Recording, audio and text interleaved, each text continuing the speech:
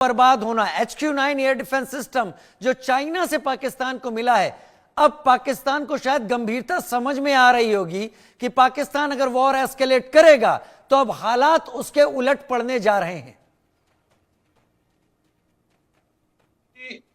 एक सैनिक होने के नाते जिस प्रकार का घटनाक्रम चल रहा है, मेरी खुद की असेसमेंट है कि वो एक प्रकार से अपनी फेस सेविंग के लिए कोई एक्शन कर सकता है।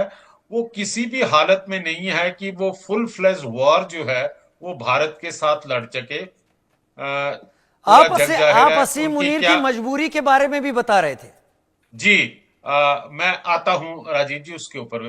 देखिए साहब, पूरा जग जाहिर है कि इकोनॉमिक कंडीशन क्या है, अंदरूनी हालत क्या है, बलूचिस्तान में क्या प्रकार का विद्रोह चल रहा है, केपीके में, सिंध के अंदर पानी के ऊपर लोगों के अंदर बहुत आक्रोश है, गिलगिट बाल्टिस्तान के अंदर अलग से है क्योंकि ये कोई एक बिल ऑफ माइंस या माइंस के कोई बिल ला रहे हैं जिससे कि गिलगिट बाल्टिस्तान के लोगों को ये महसूस हो रहा कि ये हमारे खनिज पदार्थ और जमीन के ऊपर कब्जा करना चाहते हैं। वहां पर अलग प्रकार से विद्रोह हो जाते हैं। अब आ जाते हैं पाकिस्तान आर्मी के ऊपर। देखिए साहब, ऐसा है कि पाकिस्तान आर्मी का आज की तारीख के अंदर मोराल जो है बहुत डाउन है।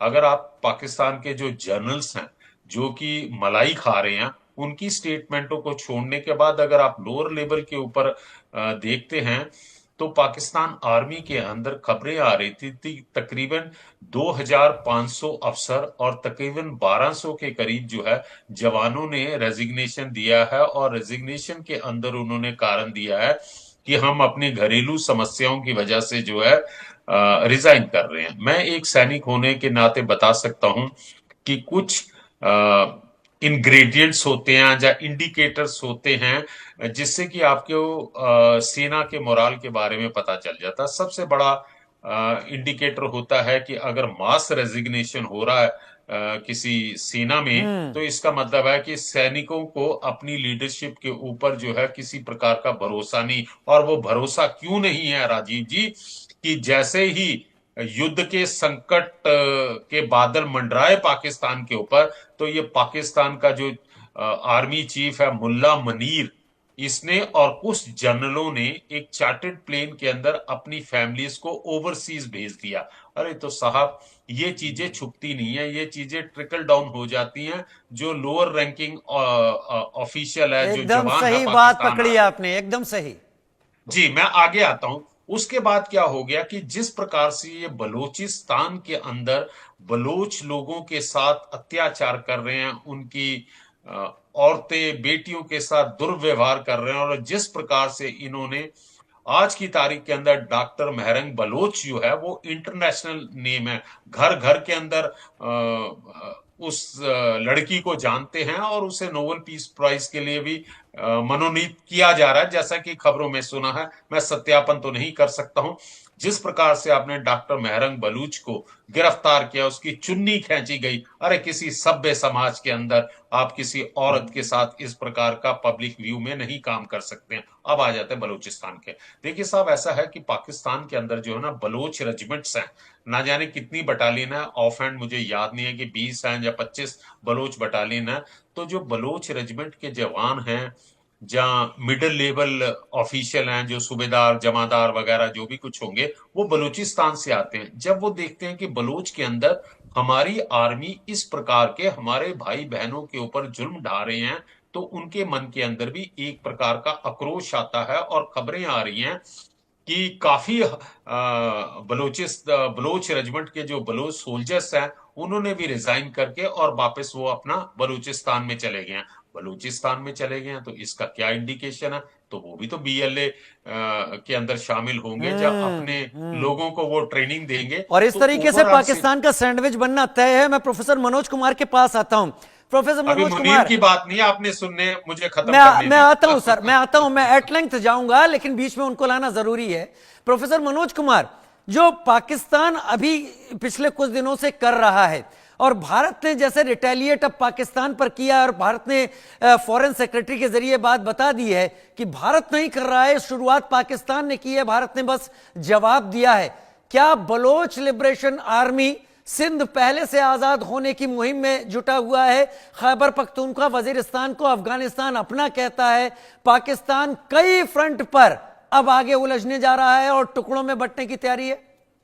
बिल्कुल बिल्कुल, अभी आपने अपने पहले वक्तव्य में कहा था कि शायद इस बार भारत एक नए मतलब ये पाकिस्तान एक नए नक्शे के रूप में हो सकता है कि बढ़ते हुए दिखे। और मुझे लगता है कि जिस तरीके से जो घटनाएं घट रही हैं, और देखिए आज भारत ने जिस तरीके से डिप्लोमेसी को जो अपनाया है, क्योंकि भारत एक जिम्मेदार देश है और भारत ने पहले उसको हर तरीके से हर लेवल पे कॉर्नर किया, चाहे वो आर्थिक मुद्दा हो या उसकी डिप्लोमेसी हो, चाहे वे यूनाइटेड नेशन सिक्योरिटी काउंसिल में हो, और जितने भी नेबर नेशंस हैं सबके साथ भारत ने पाकिस्तान को एक तरीके से एक्सपोज किया है कि किस प्रकार से आतंकवादियों को ट्रेनिंग देता है। और कल की जो घटना घटी है वहां पे आप देखिए कि वहां के आर्मी जाके वहां पे जो उस जनाजे में शामिल हो रहे हैं, तो ये तो पूरा मतलब फैक्ट एंड फिगर तस्वीर के साथ आ गया। और आज अभी एमईए के जो फॉरेन सेक्रेटरी विक्रम मिस्री है उस तस्वीर को दिखा भी रहे थे मीडिया ब्रीफिंग में कि किस प्रकार से आतंकवादियों के साथ वहां की सेना मिली हुई है।